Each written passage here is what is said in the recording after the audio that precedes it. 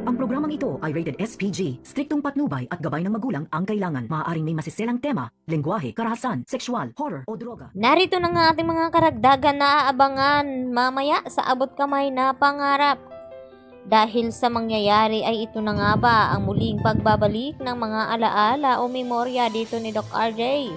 Dahil sa mapanganib na kanyang ginawa. Dahil sinunggaban ni Doc RJ ang isa sa mga inmates upang maagaw itong hawak na baril. At magkaroon sila ng panglaban dito sa mga inmates na humostage nga sa kanila. Subalit ay kahit anong gawin ni RJ ay hindi niya kakayanin ang puwersa nila ni Madam Lotus, lalo pat marami ang mga ito. At dito naman na tumayo itong si Annalyn Santos kasabay ni Lynette nang tangkain na sanang babarilin ng isang inmates itong si Doc RJ. At hindi nga napigilan ito ni Annalyn dahil sa ginawa ni RJ na ng laban nga ito ay galit na galit ang inmates na ito at talaga namang pinapatamaan itong si RJ. At agad naman na-rescue ito at agad na dinala din ito sa Apex Hospital. At dahil dito sa paggising ni RJ ay may himala nga na mangyayari dahil dumating na ang hinihintay ng lahat, ang muling pagbabalik ng kanyang mga alaala. At siyang ang magpapatunay na itong si Zoe ay hindi niya talaga tunay na anak.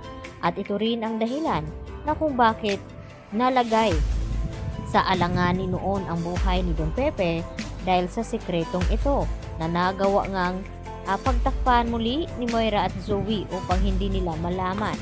At dahil sa pagbabalik nga ng mga alaala ni RJ ay hindi na nga ito matatakasan ni Zoe at masisiwalat na ang matagal nilang sekreto na ang tunay na ama dito ni Zoe ay walang iba kundi itong si Doc Carlos Benitez. At ito na nga ang banta ni Giselle kay Carlos na may tinatago din itong baho at nakahanda na rin itong sasabog kung sakali mang na naaamoy na nga dito ni Lynette kung anuman ang mga sikretong itinago dito ni Carlos. At ito ang kanyang ipinapangamba na baka isang araw ay magising na lamang ang lahat na nalalaman na nga nila ang mga sikretong itinago dito ni Doc Carlos sa kanila. Lalo na ang pagiging asawa niya dito kay Irene na hindi pa pala sila divorced doon sa US. At ngayon ay humihingi nga ng tulong itong si Irene dahil sa nangyari nga sa kanya na na-hold up nga ito at wala isang katiting na natira sa kanya. At kinakailangan ngang kumapit ni Irene ngayon kay Doc Carlos upang makahingi na naman ng karagdagang pera. Subalit kahit anong gawin ni Irene ay hindi na nga raw magbibigay itong si Carlos sa kanya dahil alam niya na pinapaikot lamang ni Irene itong si Carlos upang makahuthot ng pera sa kanya. At ito rin nagbabadya na ang galit dito ni Eric sa kanyang anak na si Justin. Tila lumalambot na nga ngayon itong si Justin ay dito naman na sinusuportahan at tinutulungan ang kanyang ina na maresolba itong problema na kinakaharap ngayon ni Giselle dahil nasa panganib na ang mga doctors at nurses ng Apex at lalo na itong sina Annalyn at Lynette at hindi naman hahayaan ni Giselle na mangyari ang mga iyon.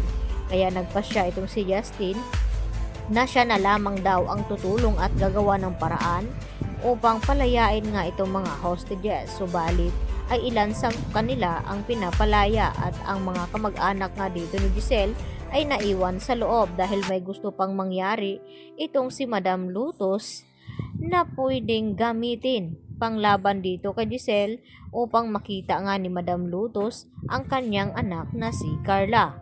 At ang naiwan nga roon ay sina Lynette at Annalyn at si RJ at Zoe.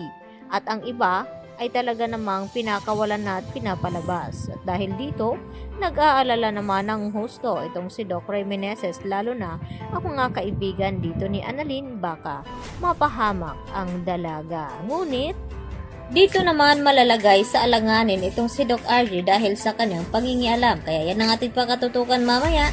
Sa abot kamay na pangarap, yan lang po at marami pong salamat. Bye-bye!